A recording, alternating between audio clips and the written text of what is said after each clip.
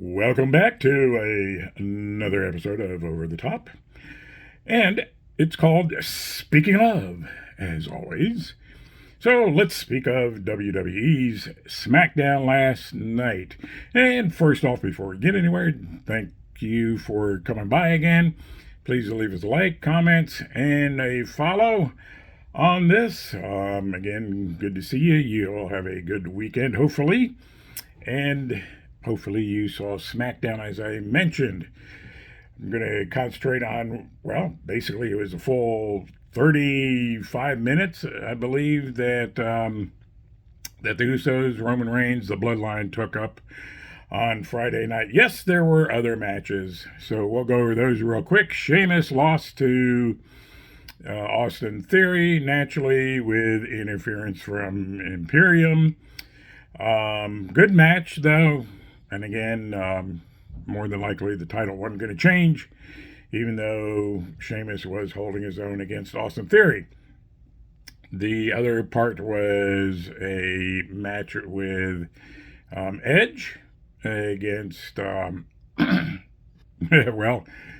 the man that you want to call Grayson, and that was a good match. Actually, Grayson did hold his own quite a bit with Edge, but the final was that he got speared by Edge, and Edge wins that match. Interesting one was Asuka came out to do a promo, and it broke down to where Sky came in there and she was going to throw her briefcase in there for a championship, possibly with interference along with Bayley during this. And then Charlotte Flair came out and Bianca Belair came out, and it just turned into a big mess. But Flair was standing in the middle of the ring all by herself at the end of it. So those were some of the highlights of that. Trying to get all that in there. But as I mentioned, the Bloodline and the Tribal Court took up a lot of the SmackDown, but it was well done. We posted a lot of it on Twitter at Over the Top 844, little bits here and there to keep you intrigued and follow it. Getting as much as we could to you late last night after the show, as well as hopefully you might have seen it this morning. And we'll be throwing some more up there today on the other ones. But let's see now. We got SummerSlam basically starting from today, exactly 4 weeks away.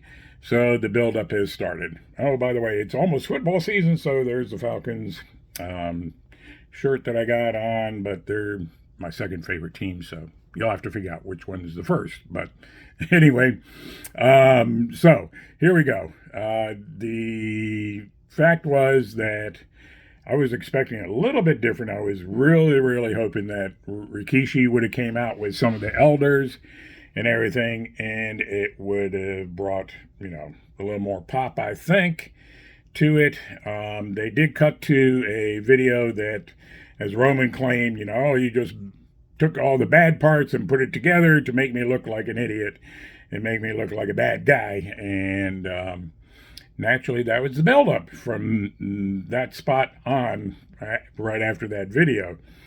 Did Roman get as big a pop, for acknowledge me? No, not by the crowd at Madison Square.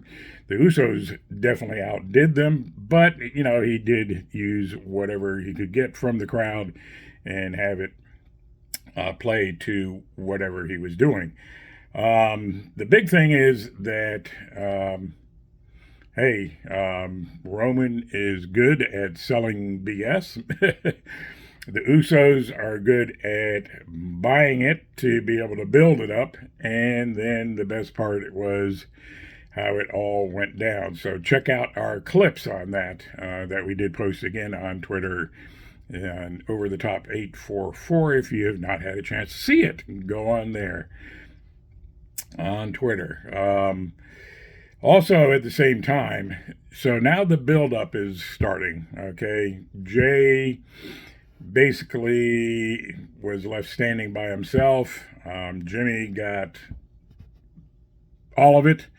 All of the beatdown, I guess, is the best way to put it. Roman used his favorite move, so you get a chance to see that in our clip. It's only a winner all the time for him. So then at the same time, Jimmy's carted off into the ambulance and everything, and the show continues naturally. But Jay makes it back, which was good. That Jay makes it back. Now, both Roman Reigns and Solo are standing in the ring, and the biggest thing that you never do when you're standing in the ring and you're side by side, your right-hand man, is you don't divide yourself. They divided themselves. So thank you very much, Solo. It made it a little bit easier for Jay for when he came back down. And you'll find out, if you look at our clips, where he came down from, okay, where he came back into the ring. Well done by Jay. He wasn't going to buy into their stuff after he had already bought into this crying and moaning and begging stuff from Roman. Just wish they were a little bit smarter, but hey, guess what? This is the writers, and there's about 5 of them that are contributing in there into this whole thing, with Michael Hayes, I guess, being the main man that gets this totally ironed out for this storyline, which is great.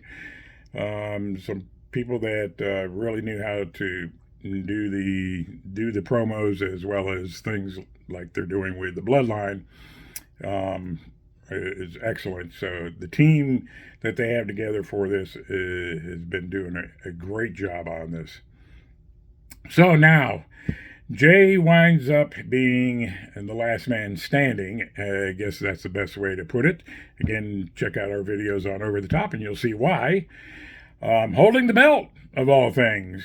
Or I should say a belt, because Heyman's already been, with his little fat-fingered, meaty hands, holding the other 2 belts, but Jay has the new belt from Roman. So it basically cuts off there, which means what?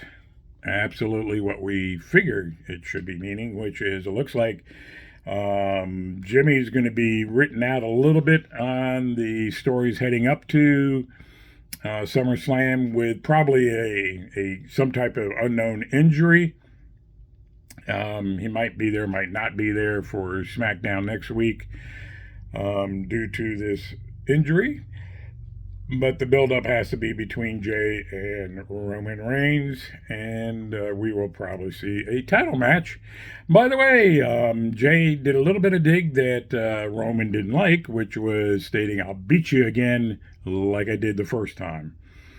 So there we go. That's where Friday ended, was that little bit there. Check out the clips again. And again, don't forget to like, follow, subscribe, Over the Top. And again, thanks for coming by.